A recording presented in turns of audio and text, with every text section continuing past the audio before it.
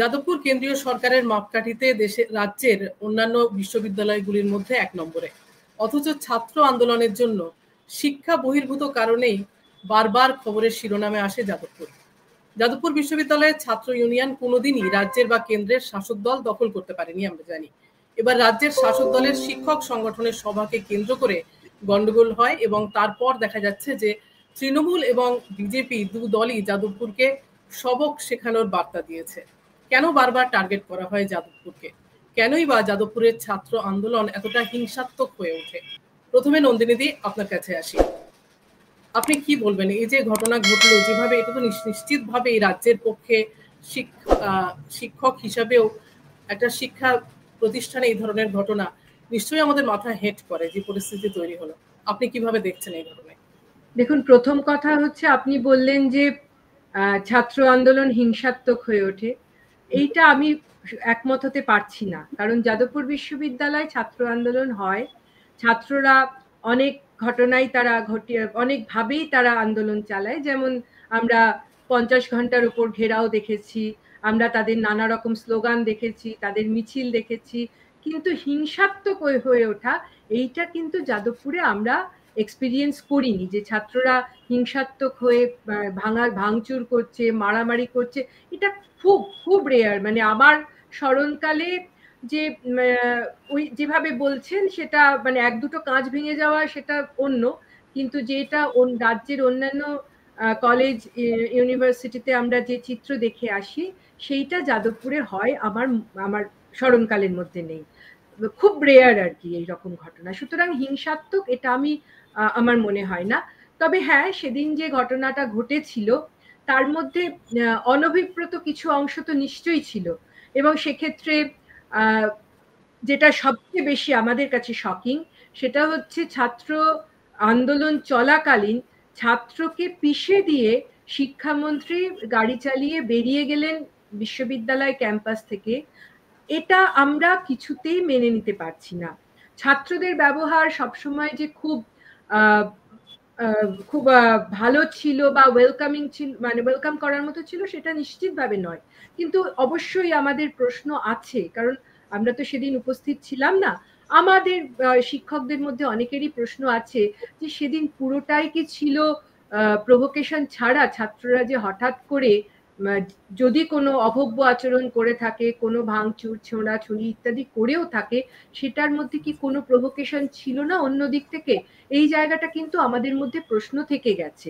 সুতরাং আমি যে জায়গাটা মনে করছি সেটা হচ্ছে যে যাদবপুর বিশ্ববিদ্যালয়ের ছাত্ররা একটা ন্যায্য দাবিতে দীর্ঘদিন ধরে আন্দোলন করে আসছে। বিশ্ববিদ্যালয়ের অভ্যন্তরে আমাদের এক্সিকিউটিভ কাউন্সিল বা ভাইস চ্যান্সেলর বা প্রো ভাইস চ্যান্সেলরের কাছে বারবার ওরা এই বিষয়টা বলেছে, সেটা হলো ছাত্র সংসদের নির্বাচন।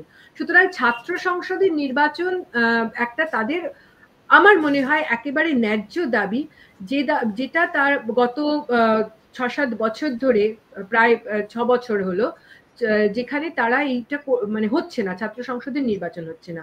এবার ছাত্র সংসদের নির্বাচন না হলে যেটা ঘটে সেটা হচ্ছে ছাত্রদের দাবি দাওয়া তুলে ধরার মতো কোনো বডি এই মুহূর্তে নেই। আমি এখানে আরেকটু সময় নিচ্ছি আর একটা জায়গা বলার জন্য, সেটা হচ্ছে যে দেখুন, যাদবপুর বিশ্ববিদ্যালয়তে এখন এমন একটা অবস্থা, এবং আমি মনে করছি শুধু যাদবপুর বিশ্ববিদ্যালয় নয়, পশ্চিমবঙ্গের সরকারি সমস্ত বিশ্ববিদ্যালয়গুলো, সরকারি অনুদানপ্রাপ্ত বিশ্ববিদ্যালয়গুলো, সব ক্ষেত্রে এই অবস্থা। সেটা হচ্ছে একাডেমিক অ্যাডমিনিস্ট্রেশনটাকে একেবারে ভেঙে দেওয়া হয়েছে, একেবারে। পশ্চিমবঙ্গে যখন সরকার পরিবর্তন হয়, বামফ্রন্টের পরে যখন তৃণমূল কংগ্রেস আসে 2011 সালে, 2012 সালে আইনের বিশ্ববিদ্যালয়গুলির আইনে একটা বদল আসে।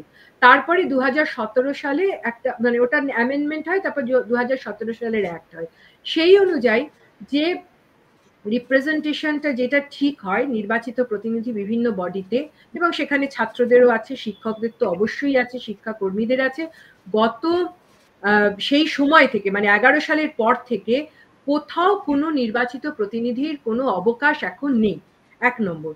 2 নম্বর, যদি ধরেন যে যেগুলো একাডেমিক অ্যাডমিনিস্ট্রেশন চালানোর জন্য ইম্পর্টেন্ট পোস্ট, অর্থাৎ ছাত্রদের সমস্ত স্বার্থ রক্ষার জন্য যারা কাজ করেন, ভাইস চ্যান্সেলর, 2জন pro vice chancellor, academic dean 4জন, 4টে ফ্যাকাল্টির, dean of students, registrar, finance officer, এই এবং লাইব্রেরিয়ান, এই সমস্ত কন্ট্রোলার অফ এক্সামিনেশন আছে।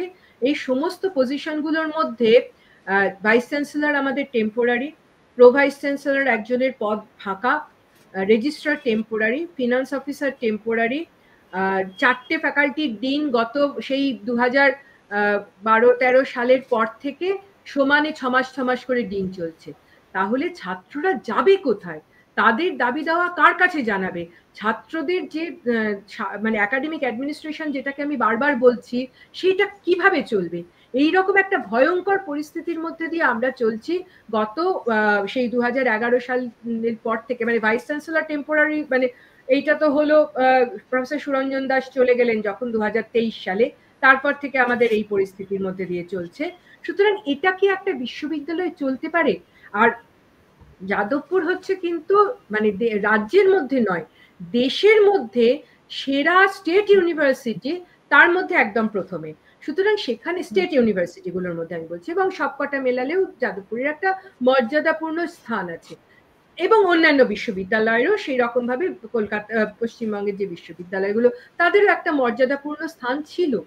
সেখান থেকে এই যে পরিস্থিতি, একটা নৈরাজ্যের পরিস্থিতি, এটা তো ছাত্ররা তৈরি করছে না, এটা তো সরকার তৈরি করে দিয়েছে যাদবপুরের জন্য। সুতরাং এই নৈরাজ্যের পরিস্থিতিতে দাঁড়িয়ে ছাত্ররা সত্যিই অসহায়। দীর্ঘ কয়েক বছর ধরে তারা বারবার তাদের অসহায়তার কথা বলে আসছে, কিন্তু কেউ শোনার নেই, শোনার কোনো কান নেই। তাহলে এই নৈরাজ্যটা কাকে, মানে কার কাছে এই নৈরাজ্যের সমাধানটা আছে? শিক্ষামন্ত্রী তো সেই দিনকে একটা পজিটিভ কোনো জায়গায় যেতে পারতেন, ছাত্রদের তো বলতে পারতেন, ওই রকম ভাবে পিষে দিয়ে চলে না গিয়ে বলতে তো পারতেন যে না ঠিক আছে, আমি দেখছি, আমি 7 দিনের মধ্যে এই ব্যবস্থা নেব। মুখ্যমন্ত্রী তো আশ্বাস দিয়েছিলেন গত বছর, ছাত্ররা সেইটা শুনেছিল। কিন্তু এই যে ভয়ঙ্কর ঘটনাটা, এই যে শকিং, এই যে আমাদের ছাত্র এখনো পর্যন্ত হাসপাতালে রয়েছে, তার বাবা রোজ যাতায়াত করছেন, তার সঙ্গে দেখা হচ্ছে, অন্যান্য ছাত্র যারা আহত, যারা নিগৃহীত, যারা মনে মনে তারা প্রচন্ড একটা, আজকে যারা পরীক্ষা দিতে এসেছিল তারাও ভয়ঙ্কর পরীক্ষা দেয়নি শেষ পর্যন্ত, তারা ভয়ঙ্কর একটা হতাশার মধ্যে দিয়ে যাচ্ছে। একটা বিশ্ববিদ্যালয়কে নষ্ট করে ফেলা হচ্ছে, ধ্বংস করা হচ্ছে। এটা সত্যি আমাদের পক্ষে মেনে নেওয়া, আমরা ভীষণ ভীষণ কষ্টে আছি, খুব কষ্টে আছি।